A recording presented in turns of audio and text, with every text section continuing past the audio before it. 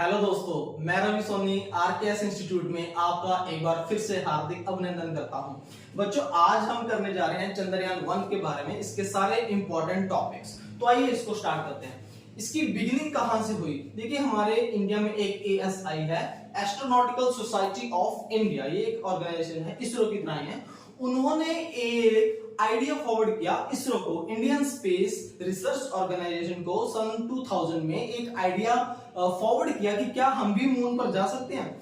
ये आइडिया जैसे ही इसरो को मिला तो वो बहुत ही एक्साइट हो चुके थे और उन्होंने तुरंत ही इसको एक्सेप्ट कर लिया कि यस, हम इस आइडिया को एक्सेप्ट करते हैं और हम इसके ऊपर वर्क करेंगे। तो क्या हुआ, ISRO accepted it and immediately they arranged lunar mission task force. Immediately उन्होंने इसके ऊपर वर्क करना शुरू कर दिया और एक फोर्स भी बना दी जिसका नाम था LMTF, lunar mission task force. ये बना दी, एक कमेटी संगठित कर दी कि आप इसके ऊपर काम करोगे। इसके अलावा उन्होंने प्रोवाइड भी कर दिए, कुछ चीजें प्रोवाइड भी की, साथ साथ उन्होंने एक मैन पावर भी उनको प्रोवाइड की। इसरो ने क्या, एक साइंस से रिलेटेड, फिजिक्स से रिलेटेड, ज्योग्राफी से रिलेटेड, केमिस्ट, इंजीनियर्स, एस्ट्रोनॉट्स, सब चीजें उनको प्रोवाइड कर दी जो भी इस मिशन के लिए चाहिए थी। साथ साथ उनको बाकी सारी फैसिलिटीज, यानी कि जो आपको सामान चाहिए, जो आपको जगह चाहिए, आपको इंफ्रास्ट्रक्चर चाहिए, आपको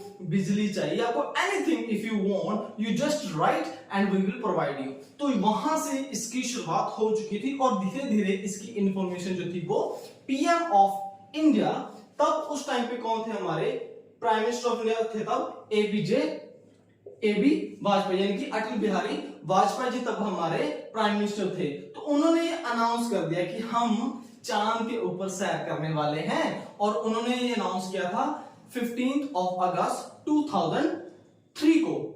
तब इंडिपेंडेंस डे आपको पता है, प्रधानमंत्री जी की स्पीच होती है, तो उन्होंने वहां पे ये अनाउंस कर दिया था। और जब कोई भी चीज अनाउंस कर दी जाए तो उसे पूरा करना ना एक जुनून बन जाता है, ये एक प्रेस्टीज इशू बन जाता है और ये एक हमारी क्यूरियोसिटी भी रहती है कि इसको हम पूरा करें।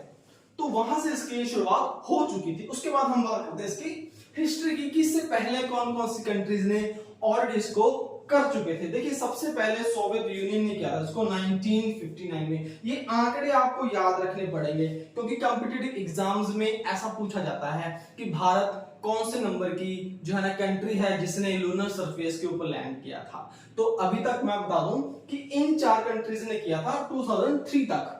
उससे पहले ये 4 कंट्री थी, लेकिन तब हमारी कंट्री 5th बन गई थी।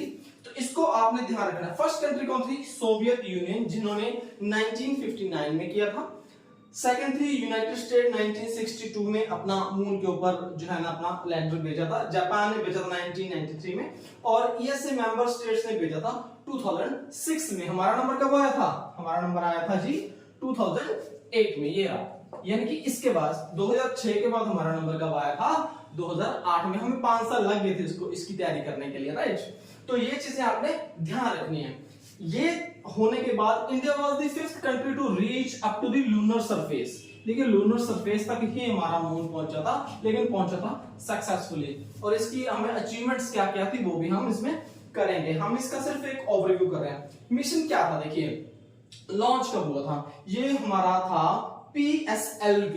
ये जो वहां पे लैंडर था, लूनर व्हीकल था, वो क्या था? पोलर सैटेलाइट लॉन्च व्हीकल था हमारे पास, जो उसमें सेट किया गया था। इसको भी मैं आपको आगे बताऊंगा। Launch on October 22, 2008। ये आपको याद रखनी पड़ेगी डेट, ये डेट आपको याद रखनी पड़ेगी। अक्टूबर 22, 2008 को हमने लॉन्च कर दिया था। कहां से लॉन्च किया था?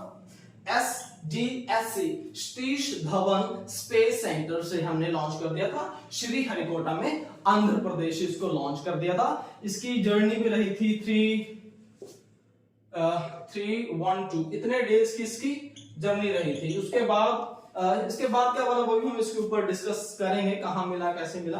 तो नेक्स्ट स्लाइड में हम इसका आगे की अचीवमेंट करेंगे। आई होप आपको ये चीज इसकी मेन में समझ आ गई है। करते हैं इसका नेक्स्ट।